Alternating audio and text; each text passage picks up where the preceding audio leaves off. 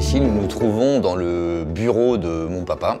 C'est une maison où il y a 2-3 bâtiments et cette toute petite pièce, depuis 1967, il passait énormément de temps ici.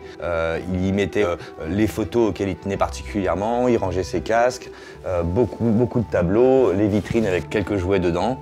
Voilà, c'était vraiment son univers, son refuge.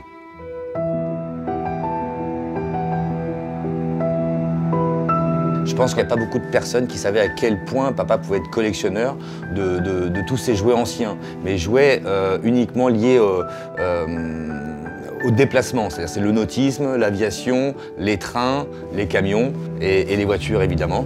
Seuls peut-être ses amis proches et quelques collectionneurs qui croisaient sur les bourses de jouets ou les brocantes savaient l'ampleur de sa collection.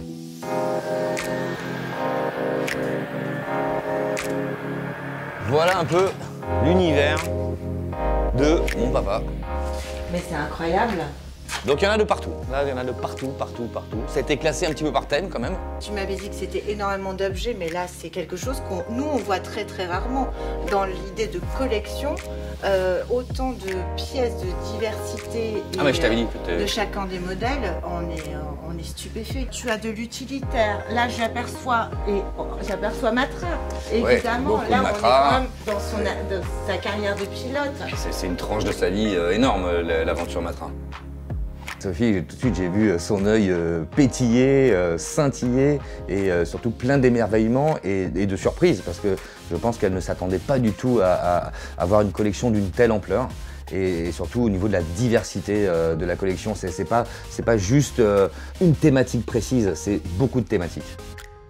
Et là, j'aperçois donc une petite Sbarro, une petite Mercedes. Je crois que c'est une pièce assez rare. C'est une Mercedes 540K, mais le fait qu'elle soit un petit peu unique, je crois qu'il n'y en a vraiment pas beaucoup dans le monde, et c'est qu'elle a été faite par Sbarro. Ah oui, en termes de voiture thermique pour enfants, c'est quelque chose qu'on voit très rarement. Moi j'aime beaucoup cette pièce aussi, cette Bugatti. C'est 35. C'est, je trouve, une qualité de fabrication exceptionnelle. Ouais. C'est pareil. Ça c'est très recherché. Hein. Là voilà, c'est toute la partie jouets Citroën. Et là il y en a un paquet. Ah c'est stupéfiant, vraiment. Et en plus ce qui est beau c'est qu'ils sont dans leur état d'origine, avec leurs petits défauts, leurs petits accidents. C'est ce qu'on aime en fait.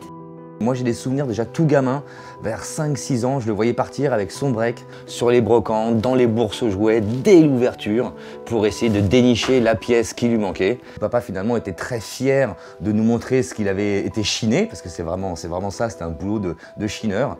Et il disait voilà, regarde ça, c'est telle marque, il a telle particularité, c'est très dur à trouver, je vais le ranger là. Voilà, il était vraiment passionné. Et là tu vois, bon, sur les étagères, il y a tous les casques, je vais t'en montrer 2 ou 3 que j'aime beaucoup. Qui reflète, je pense, ces années F1 et ces années sport proto chez Matra. Ouais. C'est des objets, de les voir, tu vois, de pouvoir les toucher, c'est toujours émouvant. Une émotion, bien sûr. Ouais. Moi, j'y touche pas trop, je les regarde, mais j'y touche pas trop parce que, comme tu dis, c'est beaucoup d'émotions. Ouais. Ah là là. Là, c'est toute la partie où il stockait ses garages. Oh là là, mais c'est énorme. Les autos à pédales. Ouais. Et dans le fond, tous les garages. C'est incroyable. Ah mais quand je t'ai dit qu'il y en avait beaucoup. Plein. Rien n'est laissé au hasard, Je pense qu'on va réfléchir peut-être à transformer la maison en gîte, parce que je pense que Sophie et ses équipes, c'est pas quelques jours qu'ils vont passer ici, mais plusieurs semaines. Concorde.